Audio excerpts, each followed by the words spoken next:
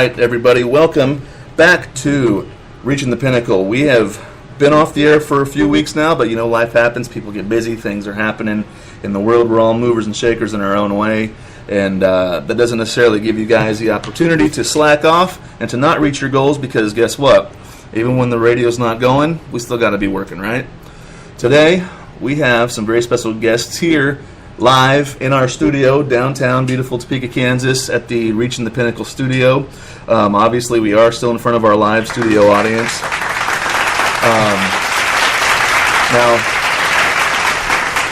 the studio audience is live. I don't know how alive they are, but they are alive. And again, we do welcome guests. We have plenty of space. If somebody wants to come down during the live taping, you're more than welcome to. Just reach out to one of us. And if you are listening from the Spreaker app, we have a chat section. So if you are listening on the Spreaker app, then just go ahead, and if you have a question about what we are speaking about today, then feel free, hit up the chat section. And that's a good way to kill 2 minutes and 15 seconds right there. Yeah. So today we have with us a couple of special guests, as I had mentioned. Brandon might be in and out periodically, but this is more about what we're doing. I mentioned being a mover and a shaker earlier. I say everything for a reason, because this Sunday we're having some seminars. We're having some very special, very cool programs going on this Sunday, and we have the heads, the leaders, the people that are going to be here speaking on Sunday with us today. And we figure we'll just go ahead and get a brief introduction. Everybody knows I'm Alex. Who do I have sitting with me today? Jason Self. I'm actually the one that's going to be teaching the self-defense seminar at 3 o'clock for free on Sunday. Aaron Harrison, personal training and fitness, got you covered.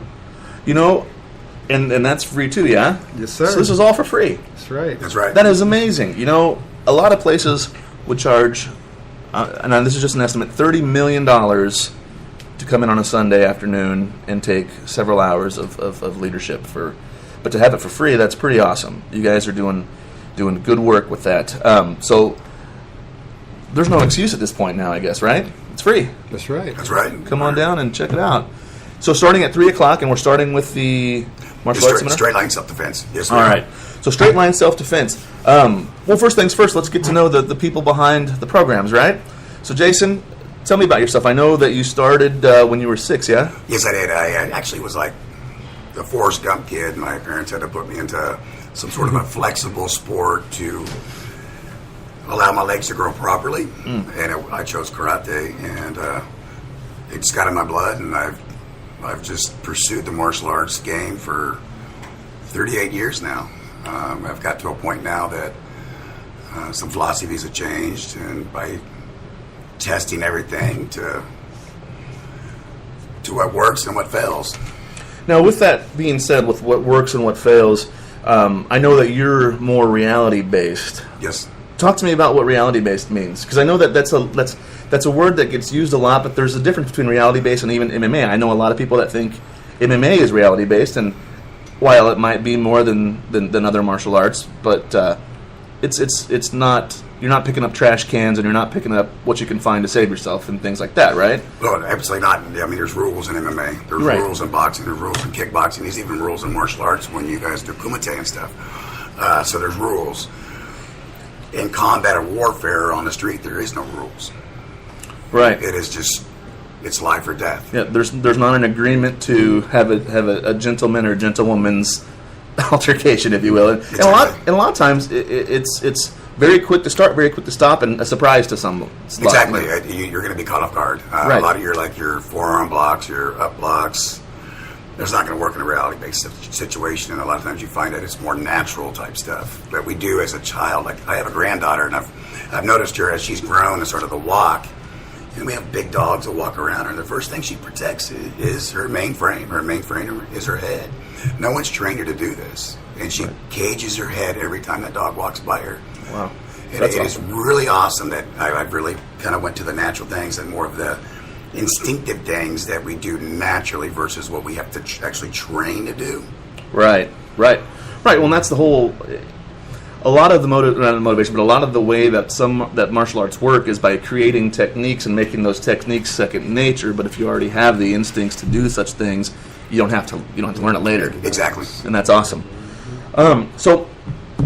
So So you started out with Shotokan. Yes. So what's your timeline to now being, obviously you're 6, so you probably don't have a huge choice in what you take, but starting with Shotokan Karate and then getting into what you're into now with more reality-based type combatives, what's your timeline with that? I started under Carl McDonald. Rest in peace.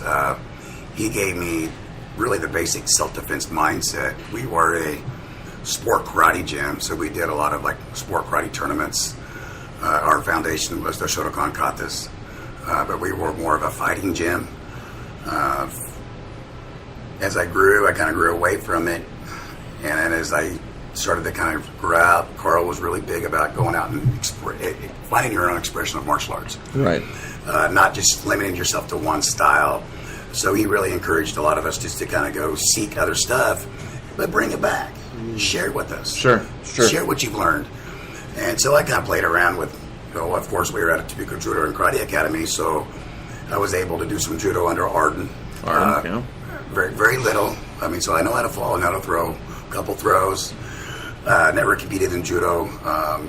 Got hooked up with a guy that taught dance out of Washburn, but yet was a Hapkido instructor. Oh, wow. So I started doing some Hapkido. I got an orange belt in that, and I moved on from that to...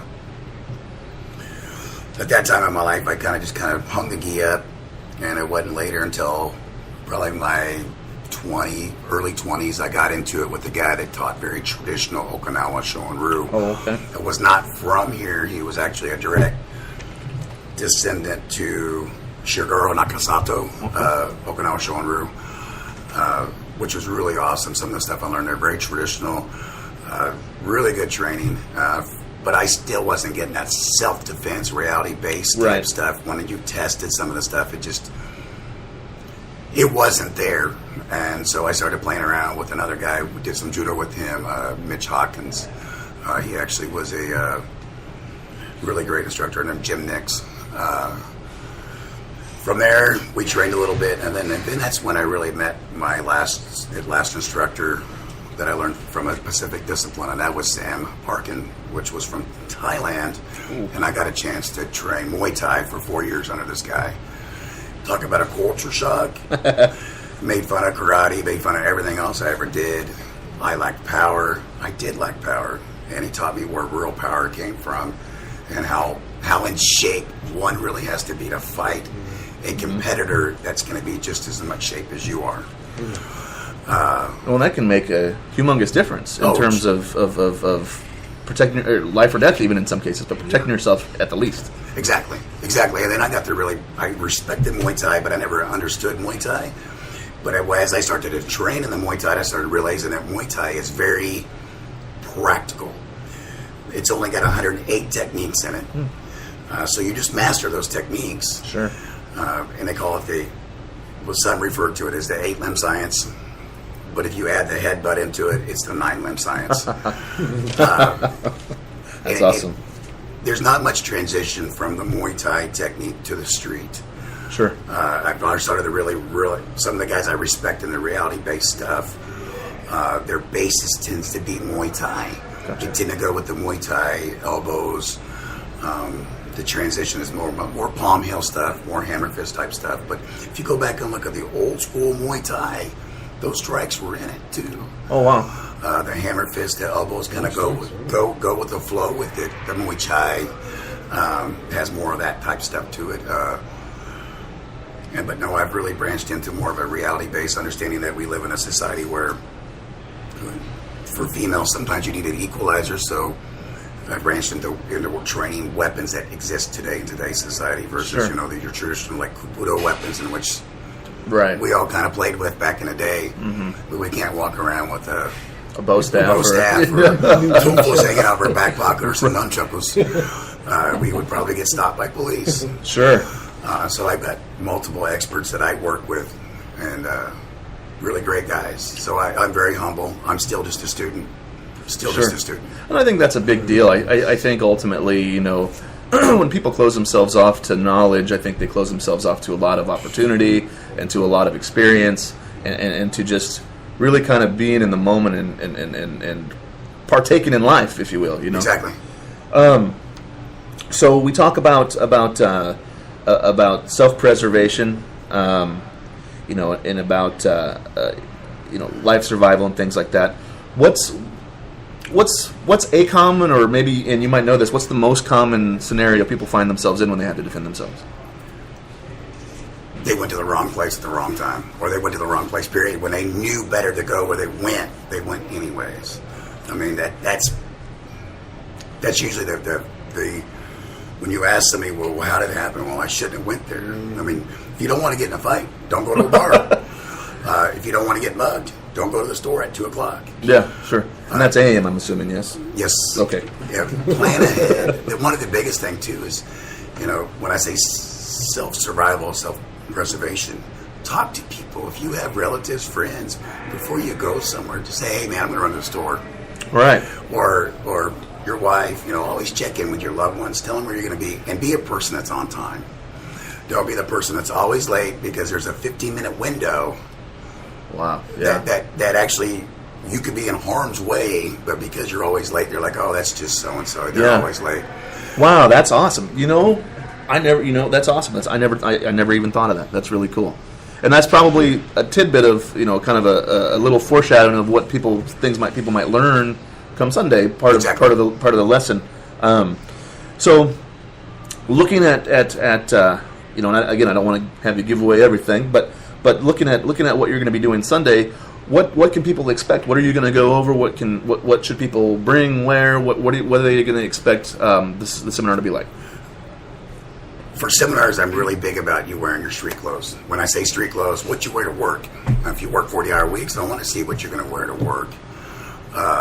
So you understand that there's some things you may have to alter to be able to do, but there's some things you can do actually in the clothes that you wear on an everyday basis. You can't always walk around with pajamas on and baggy pants to perform like you want to perform in a street confrontation. And not only, it's never going to happen like that. Right. You're going to be caught off guard. Right. Wear your street clothes. And be prepared to sweat a little bit. Prepared to get a lot of knowledge. Bring a notepad. Write stuff down. Sure. Now, you're going to start the seminar out with, 500-600 Turkish get-ups and Hindu squats? I was actually thinking about the burpees. Oh, perfect. Burpees. But we got 500 different burpees we'll do before we even start the 500 burpees. I'm kidding, guys. We'll kick the telephone poles outside, though. No joke. Perfect. So, and that's the thing is, I've always kind of found it comical because, I've been to a bar or two in my day, and now I don't know. We need the sound effects for that, but no, and one thing I've noticed is that a lot of times somebody, a couple people will get heated, and things will escalate to a point to where things are getting ready to become physical, and somebody will always hold on, everybody stop, I have to take my shirt off. And I've always found that to be that's what are you doing? No, come on, man, you're taking your eyes off the prize, Rock. You can't do that. And little things like that I think are impractical, and I think that by having people come to the seminar and things that you might be wearing to work, or if you don't work, but just, or if you're a student, maybe what you would wear to school or something like that, I think is a very good idea. I think it helps out with the reality of what you're going to be doing, and you can feel what you would feel like when you're going through ranges of motions and things like that. Exactly. What about the kids? Yes, we do offer. It's for the whole family.